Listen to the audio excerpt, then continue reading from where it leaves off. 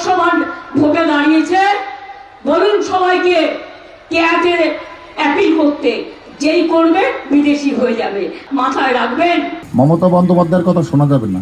আমি তো বারে বারে বলেছি যে আমি অ্যাপ্লাই করব, কোনো কিছু হবে না অ্যাপ্লাই করলে। প্রায় 4.5 বছর পর লোকসভা ভোটের মুখে সিএএ কার্যকর করেছে মোদী সরকার। তার প্রভাব নিয়ে এক ব্যাখ্যা দিচ্ছেন মমতা বন্দ্যোপাধ্যায়, আর তা সম্পূর্ণ খারিজ করে দিচ্ছে বিজেপি। লোকসভা ভোটের আগে সিএএ ইস্যুতে দুই শিবিরের বাকযুদ্ধের পারদ ক্রমশ ঊর্ধ্বমুখী।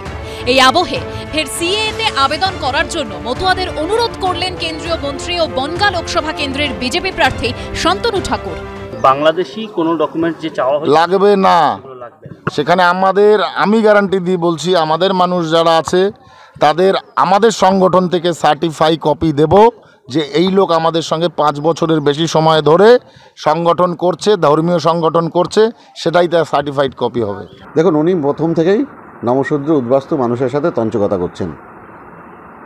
উনি প্রথমে সবাইকে বলেছিলেন কোনো কাগজ লাগবে না, কিন্তু পরবর্তীকালে যখন গেজেট নোটিফিকেশান বেরোলো, আমরা ওয়েবসাইটে দেখলাম বিভিন্ন রকমের কাগজপত্র দিতে হবে এবং তার মধ্যে বাংলাদেশি ডকুমেন্ট তো মাস্ট। উনি আগেও একবার এই বলে কোটি কোটি টাকার মতুয়া কার্ড বিক্রি করে নিজের পকেট ভরেছেন। পশ্চিমবঙ্গের ভোট রাজনীতিতে সিএএ বরাবরই গুরুত্বপূর্ণ ফ্যাক্টর, তার কারণ মতুয়া ভোট। কিন্তু মতুয়াদের কোন দল সত্যি বলছে আর কে বিভ্রান্ত করছে, সেটাই বড় প্রশ্ন। সমীরণ পালের রিপোর্ট, এবিপি আনন্দ, উত্তর 24 পরগনা। মেয়ের লড়াইয়ে এবার সৈনিক মা।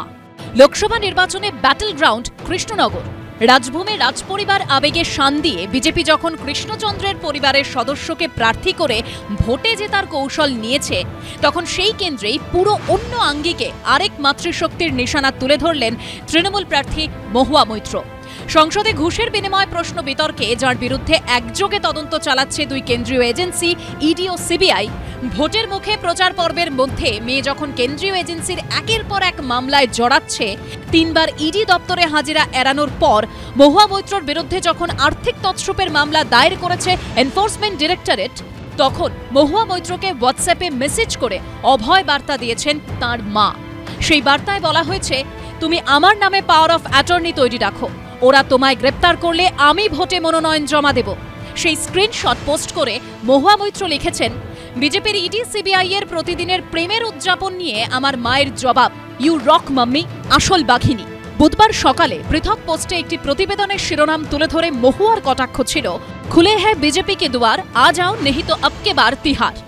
অর্থাৎ বিজেপির দরজা খোলাই আছে, এবার চলে এসো, নইলে ঠিকানা হবে তিহার। মহুয়া মৈত্র যখন নরেন্দ্র মোদীর বিরুদ্ধে খড়গহস্ত, তখন প্রথম থেকেই ধারাবাহিকভাবে তাঁর পাশে দাঁড়াচ্ছেন অধীর চৌধুরী। মহুয়া মৈত্রের বিরুদ্ধে যেটা হয়েছে সেটা অন্যায়। লোকপালের নির্দেশে সিবিআই থেকে ইডি, বাকি তদন্ত তারা করবে।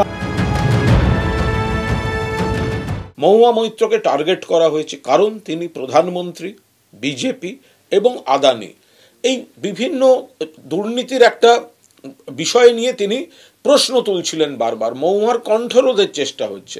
সংসদীয় কমিটি গঠন হয়েছিল, কথা বলতে দেওয়া হয়নি, আত্মপক্ষ সমর্থন করতে দেওয়া হয়নি, উল্টে তাকে কিছু অশ্লীল ইঙ্গিতের প্রশ্ন করা হয়েছিল। পরবর্তীকালে তার পেছনে সিবিআই ইডিকে লাগিয়ে দেওয়া হয়েছে।